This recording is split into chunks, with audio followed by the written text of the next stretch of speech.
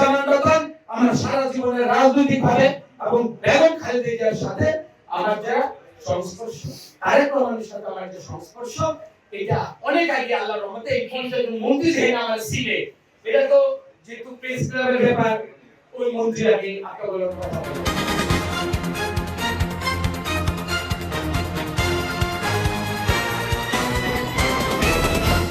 রাজনীতি করছি কিন্তু 6 বছর আমাদের জননেতা জন আব্দুল হাই ভাইয়ের সাথে আমি ছাত্র পলিটিক্স করছি। আমার সাংবাদিকদের সাথে আমার কতটুকু সম্পর্ক এটা বলার জন্য বলা না। সাংবাদিকদের যে মালিক আর টিভি যে মালিক অনেকের সাথে আমার ব্যক্তিগত পরিচয়। আমি জানি রাজনীতিতে সমাজ উন্নয়নে আপনাদের দর্পণ, আপনাদের চোখ কতটুকু শার্প থাকে, কতটুকু যদি পজিটিভ থাকে, আমার কাজগুলো কতটুকু সহজে আমি যা করছি বা করতে যাচ্ছি এটা ভবিষ্যতের জন্য এলাকা হতে পারে, অঞ্চল হতে পারে, কতটুকু পজিটিভলি আপনারা আমাকে এগিয়ে নিতে পারবেন এটা আমি কিন্তু জানি।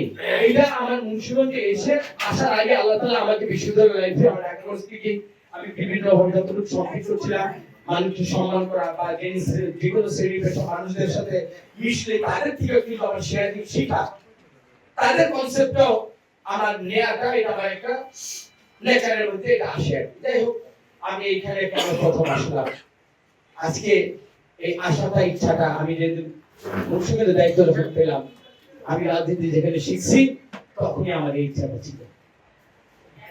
এই কথাটা ইচ্ছা থাকা সত্ত্বেও কেন আসলেন না? যদি আসতাম তাহলে আজকে এই সম্মানের জায়গাটায় আমি দাঁড়িয়ে থাকতে পারতাম না। কারণ এইখানে আল্লাহ তাআলার একটা শব্দ আমি বলি, শুকর এবং সবর। আমি শুকরিয়া আজকে যিনি প্রধানমন্ত্রী, আজকে অনেকে বলছে সুলতান সাহেব আর সাংবাদিক ভাই বললো সম্মানের ক্ষেত্রে এমপি হয়েছে, এখন রাজনীতিবিদের শেষ গন্তব্য কোথায়? এমপি হওয়া, জনপ্রতিনিধি হওয়া, পার্লামেন্টের কথা বলা, উন্নয়নের কথা বলা, সমাজ রাষ্ট্রের আগামী দিনের ভিশনের কথা বলা, রাষ্ট্র ব্যবস্থা নিয়ে কথা বলা, রাষ্ট্র সংস্কার নিয়ে কথা বলা, ওইটাই হলো তার প্রাপ্তি। আর যেটা মন্ত্রী এটা সম্মান। হ্যাঁ, দেশ চালাতে হইলে একজন প্রধানমন্ত্রী হবে, তার পর্ষদ হবে, যে যার যোগ্যতায় উঠে গিয়েছে। আপনাদের বলতে দিতে আমি নমিনেশন পাওয়ার ক্ষেত্রে আমার ক্ষুদ্র পরিসরে আমি চেষ্টা করেছি। আর এত সুযোগ থাকা আমার সত্ত্বেও 50 জন মন্ত্রী হয়েছে, মাননীয় প্রধানমন্ত্রী আমাকে ছিলেন এবং মন্ত্রী আগের দিন আমার সাথে ওনার দেখা হয়েছে, কথা হয়েছে। তা আমি যদি চাই তার মন্ত্রী এই পর্যায়ে গেছে, আপনাদের দোয়া আল্লাহ আমাকে এই জবান দিয়া আমি আমার ব্যক্তিগত একটা সম্মান একটা চেয়ার আল্লাহ আমার চাওয়াই নাই, অথচ আমার সুযোগ ছিল। এতে এটা এই কারণে বললাম, আমার মানসিকতাটা আমি যেই দায়িত্ব পেয়েছি জনপ্রতিনিধি, আমি কি নির্বাচনের পূর্বে আমি কেউ বলছিলাম যে আমার এমপি বানান, আমি মন্ত্রী দেখাবো ওইটাই যখন আমি বলিনি, আমি নির্বাচিত হয়ে গেছি, এখন আমি ওই কাজের পিছনে কারণে আমি ধরে সময় লস করবো। তো সুলতান ভাই আপনারা শুনে রাখেন, বাংলাদেশের 50 জন মন্ত্রী হয়েছে, প্রধানমন্ত্রী সহকারে আল্লাহর রহমতে এই মুন্সিগঞ্জের 3 আসনের রতন এই হিসাবে একজন মন্ত্রী আমার ইনশাআল্লাহ ছিলেন না। কামরুজ্জামান রতন আমার সারা জীবনের রাজনৈতিক ভাবে এবং বেগম খালেদা জিয়ার সাথে আমার যারা সংস্পর্শ, তারেক রহমানের সাথে আমার যে সংস্পর্শ, এটা অনেক আগে আল্লাহর রহমতে এই 50 জন মন্ত্রী যেহেতু আমার ছিলে, এটা তো যেহেতু প্রেস ক্লাবের ব্যাপার, ওই মন্ত্রী আগে আপনাদের কথা বলেন। আজকে শিক্ষাতে যাবো, শিক্ষামন্ত্রী আপনার লোক আমার সাথে কথা বলবে, স্বাস্থ্যতে যাবো, স্বাস্থ্যতে কথা বলবে। আমার বড়ত্বের বড়াই করার ব্যাপার না।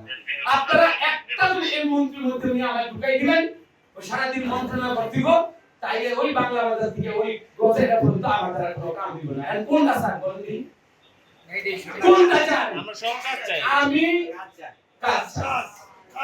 কাজ করতে হলে আমাকে এই আপনাদের সাথে আমার মিশতে হবে। আর এই ফর্মালিটিস বাদ দেন, আমি প্রেস ক্লাবে আসলে অনেক আগে আপনারা আমার সাথে মিশলে আমার সম্পর্কে আপনারা জানতেন। যাই হোক, আমার দুর্ভাগ্য, আমার সমস্ত অপারগতা, সমস্ত না আসার যে অপরাধ, যেটা আমি আপনাদের কাছে আমি নিজের উপর নিজে নিয়ে নিলাম।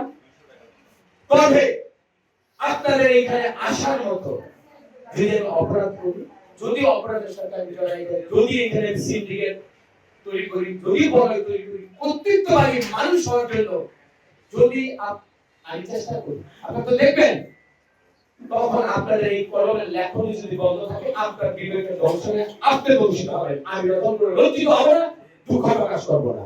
কথাটাকে বুঝতে পারছি? আমি একজন মানুষ প্রতিনিধি হিসেবে আসছি, আমি যে কথাগুলো বলে আসছি এর থেকে যদি এক চুল পরিমাণে আমার আন্তরিকতা, আমার সততার যদি ব্যক্ত দেখেন, আপনারা না থাকে আপনারা খোদা তাআলার কাছে দেই চাইতো। মানুষ 5 লক্ষ 10,000 মানুষের কাছে আমি একটা বার্তা পাঠিয়েছি। এই আপনার সোশ্যাল মিডিয়ার কাছে অনেকে জানেন, আমি দেখে নাই। আমার সবচেয়ে সৌভাগ্য কি জানেন? এখন রিক্সাতে যাই, কারণ আসার সময় যদি আপনাদের সাথে টাইমটা ঠিকঠাক করতে, ওই যে হেমিয়ারা আমাদের গাড়ি পাঠায় দেয়। আমি কত সিএনজি করছি, দেখে সিএনজি করতে গেইব, পরে আমি ভুলে করছি। এই জায়গায় বাসা থেকে গাড়ি ছিল, তাড়াতাড়ি আসার জন্য আমি ভুলে ব্যবহার করছি। এটা আমার কাজের মনোভাব, ভাবনা, এবং এটা আমার কাজের স্পিড। এটা আমি হাতি ডায়াবেটিক। আমি কিন্তু আপনারা দেখবেন কাজের মধ্যে দিয়ে এই মানুষগুলোর কাছে আপনাদের কাছে কি আমি কমপ্লেন করি নাই, কিন্তু আজকে কথা আসলাম আপনাদের যা দরকার সাংবাদিক হিসাবে বদল দরকার বা কি দরকার, এটা অন্য প্রসঙ্গ। এটা আমার সামর্থ্যের মধ্যে, মন্ত্রণালয়ের সামর্থ্যের মধ্যে যতটুকু, ওই জহরুদ্দিন স্বপন সাহেব তার আবুলজারা গৌরনদীতে করার পরে দ্বিতীয় যদি উন্নয়নের কোনো কাজ করে, এটা তার মূল সুবিধা কর্তৃত্ব লেখেন ব্র্যাকেট করেন। এটা আমার দাবি, এরকম দাবি নিয়ে অনেক মন্ত্রীরা ছিল, আমি দিতে পারবো। এটা আমার